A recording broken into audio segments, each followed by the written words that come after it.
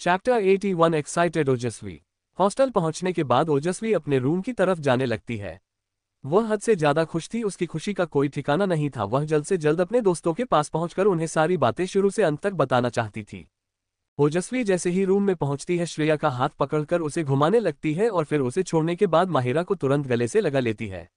वो दोनों भी उसे इतना ज्यादा खुश देखकर काफी खुश हो जाते हैं, लेकिन सबसे पहले वह रीजन जानना चाहते हैं खुशी का।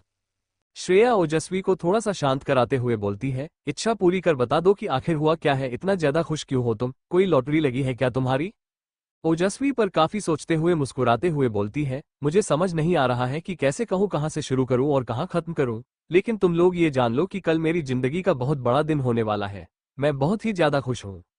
माहिरा और श्रेया एक बार एक दूसरे की शक्ल देखते हैं और फिर माहिरा थोड़ा सा नाराज होते हुए बोलती है, देखो मेरी प्यारी दोस्त, मैं तुम्हारी खुशी देखकर सच में बहुत खुश हूँ, लेकिन ये तुम जो बातें गोल गोल घुमा रही हो, इससे अब मुझे गुस्सा आ रहा है। क्या तुम साफ साफ बता नहीं सकती हो कि हुआ क्या है? क्या हम लोग तुम्हारी खुशी में शामिल नहीं हो सकते हैं? तुम एक बार बताओ तो सही, आखिर हुआ क्या है? हम लोग जाने के लिए इतना एक्साइटेड है और तू वह भी फालतू की बातें किए जा रही हो। ओजस्वी माहिरा को गुस्सा देखकर बोलती है, कूल डाउन बेबी। मैं बताऊं मीना, तुम लोगों से शेयर नहीं करूंगी, तुझसे बताऊंगी, मुझे थोड़ा सी सांस तो लेने दो पहले। इतना बोलने के बाद वजह से 2-3 गहरी गहरी सांसें लेती है और फिर बोलती है, आज तुम लोगों को पता है क्या हुआ मेरे साथ? आज मुझे किसी ने प्रपोज किया। इस बात पर वो दोनों काफी हैरान हो जाती हैं और श्रेया तुरंत काफी एक्साइटेड होते हुए बोलती है, क्या सच में? क्या तुम्हें रमन ने प्रपोज किया है? बताओ मुझे, इसलिए इतना खुश हो तुम? ओजस्वी इस बात पर एकदम से अपने चेहरे से स्माइल गायब करते हुए श्रेया से बोलती है, क्या तुम पागल हो? रमन तो यहाँ है, अभी नहीं, उसको आने में अभी 2 दिन लग जाएंगे और वो सिर्फ मेरा अच्छा दोस्त है, वो मुझे प्रपोज क्यों करेगा? तुम लोग सोच भी कैसे सकते हो? माहिरा इस बात पर हैरान होते हुए ओजस्वी के करीब आती है और उसके चेहरे को ध्यान से देखते हुए बोलती है, कहीं तुम ये तो नहीं कहना चाहती हो कि ओमकार ने तुम्हें प्रपोज किया है? ये बात सुनने के बाद ओजस्वी के चेहरे पर दोबारा से स्माइल आ जाती है और वह शर्माते हुए दूसरी तरफ मुंह फेर लेती है और बोलती है, इस बार तुम लोग बिल्कुल सही हो, मुझे ओमकार नहीं प्रपोज किया है और कल पार्टी में वह मेरा जवाब जानना चाहता है। ओजस्वी के मुंह से यह बात सुनकर पहले तो वो दोनों बहुत ही ज्यादा हैरान हो जाते हैं, लेकिन थोड़ी देर बाद ओजस्वी को इतना खुश देखकर वो दोनों भी खुद को काफी नॉर्मल दिखाती है और श्रेया ओजस्वी के कंधे पर हाथ रखती हुई है, देखो मैं समझ सकती हूँ कि तुम्हारी जिंदगी का पहला एक्सपीरियंस होगा। वैसे सच कहूँ तो उनका बुरा लड़का नहीं है, जहां तक मैं उसे जानती हूँ, लेकिन वह भी इतनी आसानी से किसी को प्रपोज भी नहीं कर सकता है। अगर उसने तुम्हें प्रपोज किया है तो सही उससे बातें, तुम बहुत ही ज्यादा लकी लड़की हो, क्योंकि वो लड़कियों के चक्कर में कभी नहीं पड़ता है। महिला भी दूसरी तरफ से स्माइल करते हुए उसके बगल बैठती है और उसे समझाते हुए बोलती है, सच कहूं तो पहले जैसा होगा रब मुझे पसंद नहीं था, लेकिन तुम्हारी खुशी देखकर मैं बहुत ज्यादा खुश हूं। अगर सच में हो तो लिख, नहीं पसंद है तो हमें पहले बता देती ना। ओजस्वी इस बात पर वो दोनों को देखते हुए बोलती है, यह क्या बोल रही हो तुम दोनों, पागल हो क्या? अभी तक मैंने खुद नहीं डिसाइड किया है कि मुझे क्या जवाब देना है, क्योंकि मैं बहुत ज्यादा कंफ्यूज हूं कि सच में मुझे उससे प्यार है भी या नहीं। मुझे तो कुछ समझ में ही नहीं आ रहा है कि कैसे डिसाइड करूं। माहिरा इस बात पर थोड़ा सा हंसते हुए बोलती है, जरा एक बार अपनी शक्ल देखो, इतनी खिल गई हो और इसके बाद भी तुम्हें एहसास नहीं है कि वो तुम्हें कितना ज्यादा पसंद है। इसमें इतना सोचने विचारने की कोई जरूरत नहीं है, तुम सच में उसे बहुत प्यार करने लगी हो। अब तुम जरा भी कंफ्यूज और अनकंफर्टेबल नहीं लग रही हो, बस में जबरदस्ती खुद को बनाने की कोशिश कर रही हो। मेरी बात मानो तो बात क्लियर है, समझा कि हाँ बोल दो, बाकी जो होगा देखा जाएगा। ओजस्वी इस बात पर थोड़ा सा सोचते हुए बोलती है, क्या सच में आज मैं बहुत ज्यादा खुश लग रही हूँ? अच्छा ये बताओ कि क्या मुझे ओमकार का प्रपोजल एक्सेप्ट कर लेना चाहिए? मेरा मतलब तुम लोगों को नहीं लग रहा है कि यह सब कुछ बहुत जल्दी हो रहा है? श्रेया इस बात पर थोड़ा सा शक भरी बातों को घुमाते हुए बोलती है, देखो मुझे ये तो नहीं पता है कि ओमकार तुम्हें प्यार करता भी है या नहीं, लेकिन एक बात तय है कि तुम मुझसे बहुत ज्यादा पसंद करती हो। तुम्हारे चेहरे का एक्सप्रेशन सब कुछ बयान कर दे रहा है, तुम्हें कुछ भी बोलने कहने सुनने की जरूरत ही नहीं है। Dot dot dot dot dot विस्मयादिबोधक चिन्ह। मुझे नहीं लगता कि तुम्हें और कुछ सोचना चाहिए, बस अपने दिमाग में एक बात रखो कि जो कुछ भी होता है अच्छे के लिए होता है। और वैसे भी अक्सर लोग यही कहते हैं कि हर प्यार की शुरुआत लड़ाई झगड़े से ही होती है, और तुम दोनों तो एक दूसरे के जानी दुश्मन भी रह चुके हो। तीनों एक साथ बैठकर काफी रात तक इस बात पर डिस्कशन करती है और ओजस्वी बहुत ही हसीन ख्वाब देखते हुए अपने बेड पर लेट जाती है और फिर उसकी आंख सीधे अब सुबह खुलती है। दूसरी सुबह ओजस्वी की आंख से जैसे ही खुलती है वो तुरंत उठकर अपने बेड पर बैठ जाती है और उसके चेहरे पर एक बहुत ही प्यारी सी स्माइल होती है। और जैसे ही वो कल रात के उस पल को याद करती है जब ओमकार ने उससे अपने प्यार का इजहार किया था, तो जैसे उसकी खुशी में 4 चांद लग जाते हैं और वो अपने बेड पर रखी 1 किलो उठाकर अपनी गोद में ले लेती है और मुस्कुराने लगती है। श्रेया जैसे ही बाथरूम से बाहर निकलती है वह देखती है कि माहिरा अपने बेड पर पड़ी हुई सो रही थी और ओजस्वी पिलो हाथ में लेकर मुस्कुराए जा रही थी। ओजस्वी को मुस्कुराता हुआ देख श्रेया बोलती है, अब बस भी कर, तुझे तो मेरी ही नजर लग जाएगी। वैसे आज कॉलेज नहीं जाना है तो हम लोग बैठकर यही डिस्कस करेंगे कि तुम्हें आज शाम को क्या पहनना है और कैसा मेकअप करना है। देख लेना, तुम्हें इतना खूबसूरत तैयार करेंगे कि ओमकार की नजर तुम्हारे ऊपर से हटेगी ही नहीं। ये बात सुनकर ओजस्वी थोड़ा सा परेशान होते हुए बोलती है, नहीं मैं तैयार नहीं हूँ कि कितना अजीब लगेगा, मैं वैसे भी मेकअप नहीं करती हूँ तो नहीं करूंगी, वरना उसे लगेगा कि मैं उसके लिए तैयार होकर आई हूँ। माहिरा इस बात पर अचानक से उठकर बैठ जाती है और बोलती है, तुम पागल हो क्या? अगर उसे लगता है कि तुम उसके लिए तैयार होकर आई हो तो अच्छी बात है ना। अगर तुम्हें ऐसे ही चली गई जैसे हमेशा रहती हो तो उसे लगेगा कि शायद तुम्हें उसके होने ना होने से कोई फर्क ही नहीं पड़ता है। ओजस्वी दोबारा इस बात पर कुछ भी बोल पाती कि श्रेया माहिरा की तरफदारी करते हुए बोलती है, बिल्कुल सही बोल रही हो और अब कुछ भी कहने की जरूरत नहीं है, अब वही करोगी तुम जो हम लोग कहेंगे, तुमसे ज्यादा दिमाग लगाने की जरूरत नहीं है। माहिरा भी बोलती है, हाँ वही तो, आप चलो हम लोग जो कह रहे हैं तुम करो, वो कपड़े निकालो जो तुम्हें बहुत ही ज्यादा अनकंफर्टेबल कर रहे थे, आज तुम्हें उसे ही पहनने पड़ेंगे। अगर तुम इतना ही अनकंफर्टेबल हो रही हो तो उसमें से सबसे डिसेंट ड्रेस तुम्हारे लिए हम लोग डिसाइड करेंगे, लेकिन तुम्हें उनमें से ही कोई पहना पड़ेगा और मेकअप हम लोग तुम्हारा कर देंगे अच्छे से अच्छा। अगर तुम्हें हमारे ऊपर भरोसा ना हो तो हम पार्लर में चल सकते हैं। ओजस्वी इस बात पर थोड़ी देर सोचती है और फिर जवाब देती है, नहीं नहीं मैं पार्लर नहीं जाऊंगी, थोड़ा बहुत मेकअप तुम ही लोग मेरा कर देना, लेकिन प्लीज वो कपड़े मुझे ना पहना हो, तुम लोग जानते हो ना मैं ऐसे कपड़े नहीं पहनती हूँ, और अगर उसने डिसेंट से डिसेंट ड्रेस निकलोगे तो भी छोटी ही होगी। माहिरा इस बात पर ओजस्वी को डांटते हुए बोलती है, मैंने तुम्हें अभी थोड़ी देर पहले मना किया ना कि तुम कुछ भी नहीं बोलोगी, और आज तो मैं वही पहनना पड़ेगा जो हम लोग डिसाइड करेंगे, इसलिए बकवास ना करो। सबसे पहले हम तुम्हारा फेशियल करेंगे, चलो चुपचाप बैठ जाओ चेयर पर। ओजस्वी के साथ साथ उसके दोस्त भी एक्साइटमेंट के साथ उसे पूरी तरह से तैयार करने में लगे थे। इधर ओमकार भी अपने बेड पर लेटा हुआ सुबह सुबह बस ओजस्वी के बारे में ही सोच रहा था। लेटा हुआ थोड़ा सा सोचते हुए ओमकार बोलता है, अरे यार आज कॉलेज नहीं है, मेरा तो मन ही नहीं लग रहा है रूम में। ऐसा लग रहा है कि जैसे वक्त थम सा गया है, समय ही नहीं दिख रहा, अभी तो सुबह के 11 बजे ही बजे हैं, पता नहीं कब शाम होगी। साहिल इस बात पर उसके बगल आकर बैठ जाता है और उसकी पीठ थपथपाते हुए बोलता है, भाई एक बात तो माननी पड़ेगी, तुम एक फेक लव के इतना ज्यादा एक्साइटेड हो रहे हो, अगर यह रियल लव होता तो क्या होता? तुम ही तो शायद रात भर नींद भी नहीं आती है, जो भी हो तुम्हारे बदले की आग आज बुझ ही जाएगी।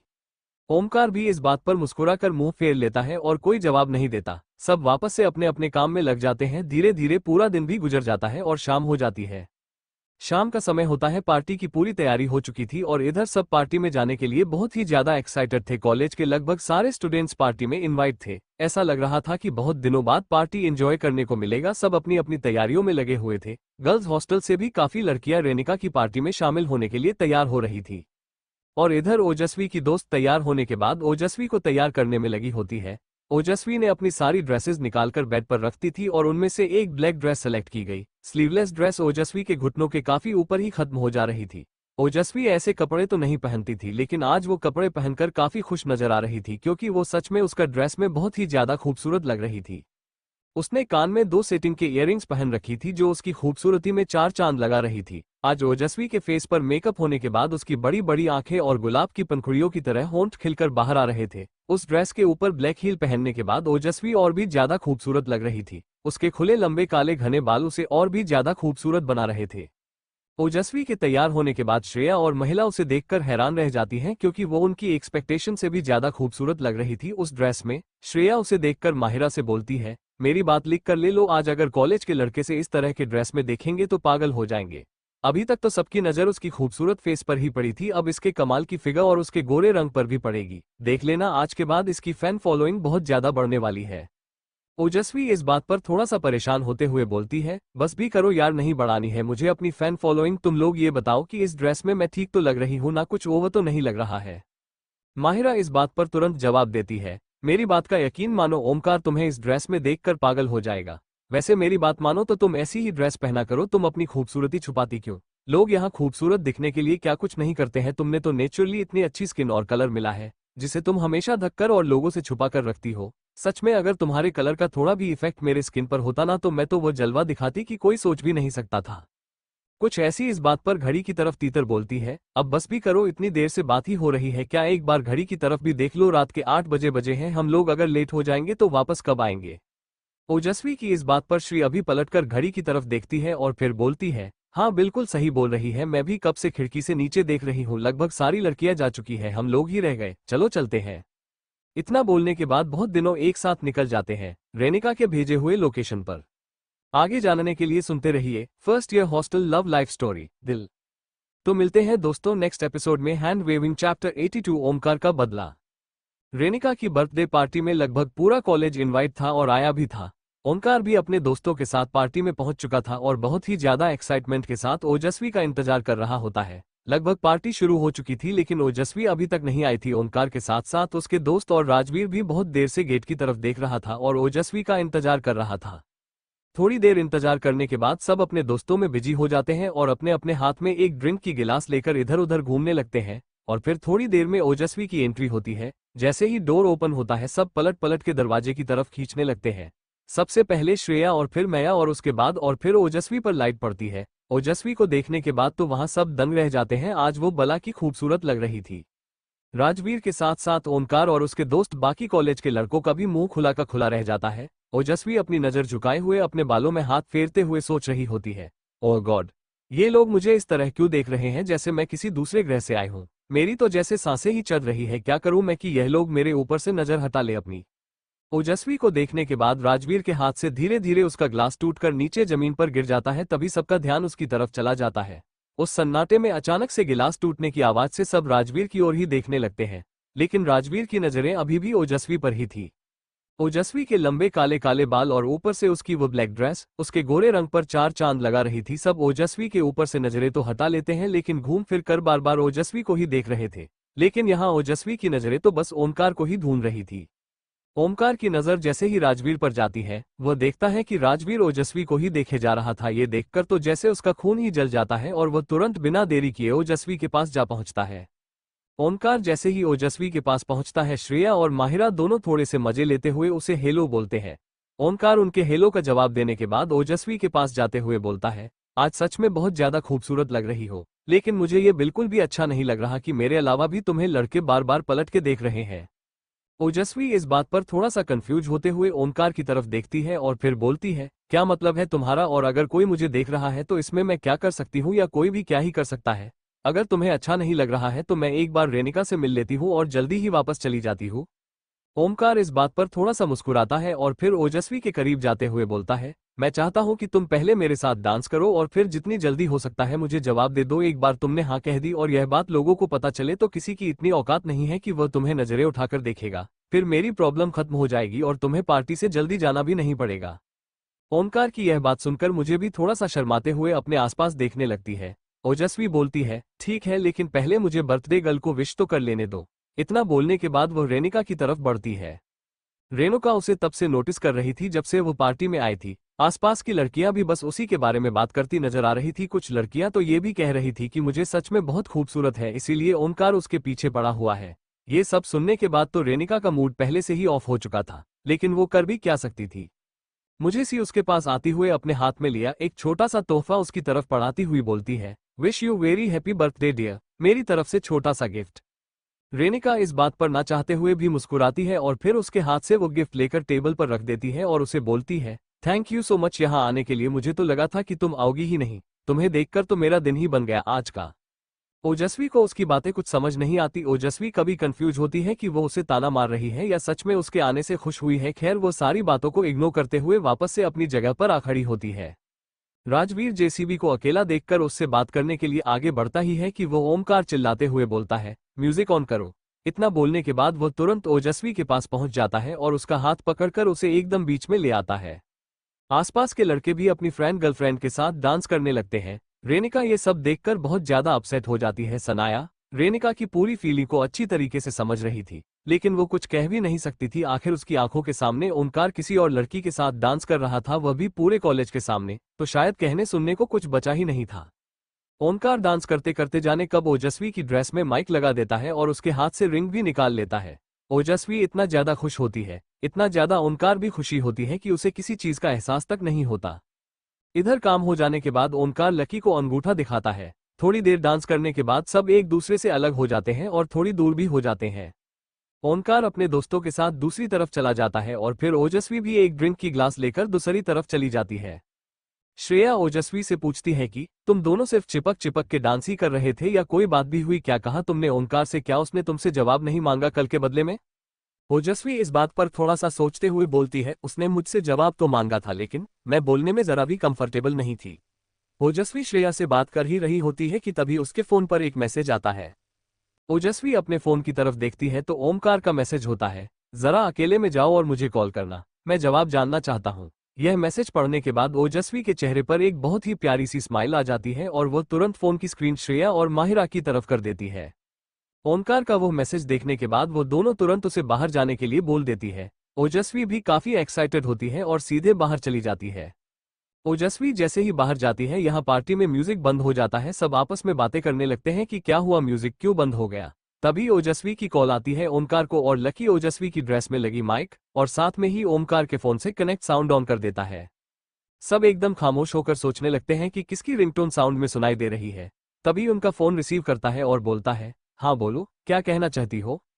ओजस्वी इस बात पर बहुत ही ज्यादा खुश होते हुए जवाब देती है, सच कहूं तो मुझे तुमसे प्यार हो गया है और अब मैं तुम्हारे बगैर नहीं रह सकती हूँ। मुझे पता नहीं है कि तुम ये जानने के बाद कैसा रिएक्ट करोगे लेकिन सच में मैं तुम्हें बहुत पसंद करने लगी हूँ।